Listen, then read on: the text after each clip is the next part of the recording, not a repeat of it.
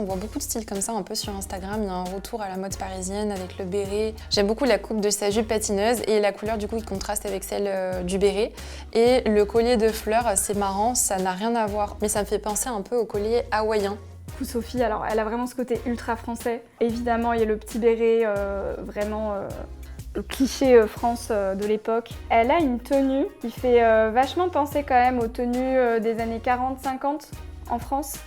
Donc c'est vraiment le côté taille très marquée. Elle a un petit chemisier avec des pois très ajustés, avec des manches un peu ballon. Elle a une jupe plissée.